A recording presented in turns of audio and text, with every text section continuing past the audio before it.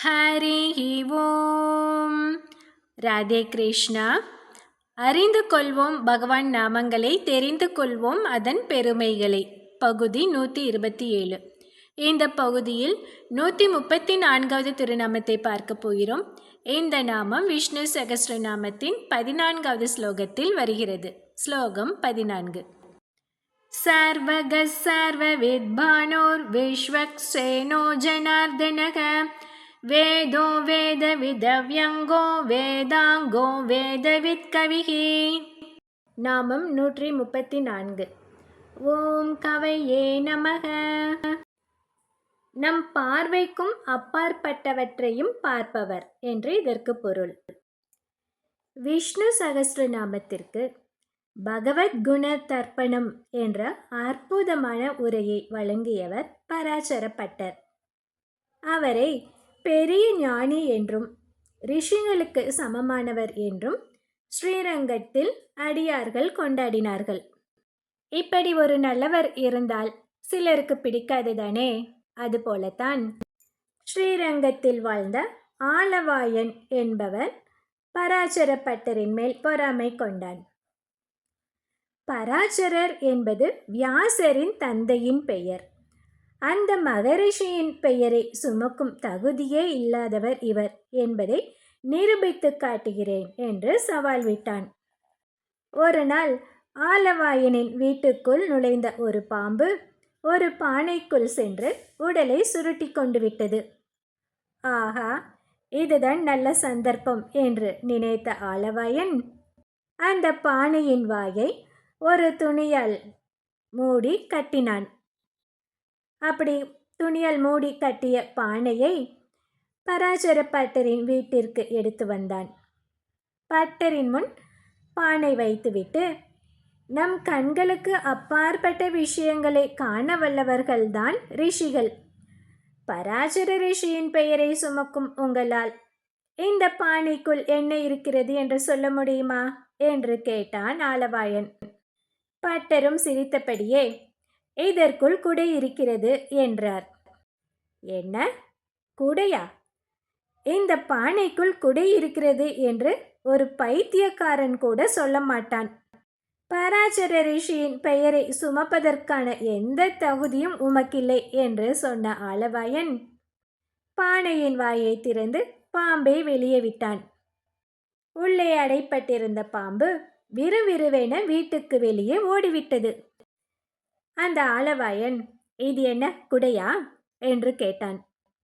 அவனை பார்த்து புன்னகைத்த பராசரப்பட்டர், பொய்கை ஆழ்வாரின் பாடல் உனக்கு தெரியுமா என்று கேட்டார். சென்றால் குடையாம், இருந்தால் சிங்காசனமாம், நின்றால் மரபடியாம், நீள்கடலுள் என்றும், புனையாம் அணிவிளக்காம், பூம்பட்டாம் புல்கும், அணையாம் திருமார்க்கு அரவு என்று பொய்கை ஆழ்வார் முதல் திருவந்தாதியில் 53வது பாசுரத்தில் இப்படி சொல்லியிருக்கிறார். அதாவது, மகாலட்சுமியை மார்பில் தரித்திருக்கின்ற பெருமாளுக்கு ஆதிசேஷன் கிருஷ்ணாவதாரத்தில் உலவுகையில் குடையாக இருந்திருக்கிறான். வைகுண்டத்தில் அமரும் சிம்மாசனமாக இருந்திருக்கிறான். ராமாவதாரத்தில் பாதுகையாக மாறியிருக்கின்றான். திருப்பார்கடலில் பள்ளி கொண்ட போது தெப்பமாக தாங்கிக் கொண்டிருக்கின்றான். அடியார்களுக்கு மாணிக்க விளக்காய் தெரிகிறான். பரந்தாமனை தழுவும் பரிவட்டமாய் காட்சியளிக்கிறான்.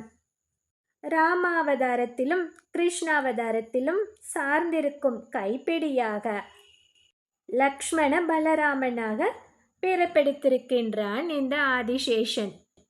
இன்னும் விளக்கமாக சொல்கிறேன் கேள். திருமால் எங்கே சென்றாலும் ஆதிசேஷன் அவருக்கு குடையாக இருக்கிறார். அவர் அமர்ந்தால் ஆசனமாகிறார், அவர் நின்றால் பாதுகையாகிறார், சயனித்தால் படுக்கையாகிறார். இப்படி ஆதிசேஷன் பலவிதமான வடிவங்களில் திருமாலுக்கு தொண்டு செய்கிறார்.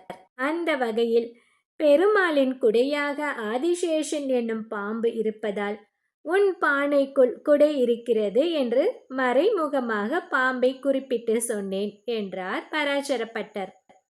திகைத்து போய்விட்டான் ஆலவாயன். பட்டரின் கால்களில் சாஷ்டாங்கமாக விழுந்து நமஸ்கரித்தான்.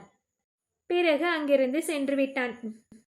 அதன் பிறகு பட்டரின் சீடரான நஞ்சியரிடம் மற்ற சீடர்கள், நம் குரு எப்படி பானைக்குள் பாம்பு உள்ளதை சரியாக சொன்னார் என்று கேட்டார்கள். அதற்கு நஞ்சியர் சொன்னார், நம் குருவான பராசர பட்டர் சாட்சா திருவரங்கநாதனின் அவதாரமாவார். அவர் எழுதிய விஷ்ணு சகஸ்ரநாம விளக்க உரையில் இதை அவரே சூஷகமாக கூறியுள்ளார். அதாவது, பூயோ பட்ட பராசர இதி பணிதோ ஸ்ரீரங்கபர்த்து ஸ்வயம் என்று அவரே கூறியுள்ளார். பரம்பொருளான திருமால் நம் கண்களுக்கு அப்பாற்பட்டவற்றையும் காணவல்லவர். அதனால் கவி என்று அழைக்கப்படுகிறார். இவர் இந்த திருமாலின் அவதாரம் ஆனபடியால் நம் குருநாதரும் பிறரால் காண முடியாதவற்றையும் காண வல்லவராக திகழ்கிறார் என்று கூறினார் அந்த சீடர். இந்த 134வது திருநாமத்தை தினமும் சொல்லி வந்தால் அன்பர்களுக்கு திவ்யமான கண் பார்வையை திருமால் அருளுவார். அடுத்து 135வது திருநாமம். ஓம் லோகாத்யக்ஷாய நமக. இந்த திருநாமத்தில் பூமாதேவி எதற்காக பூமியில் பிறந்தார் என்பதை பற்றி பார்க்கலாம். இதை அடுத்த பகுதியில் பார்க்கலாம். ஹரி ஓம்.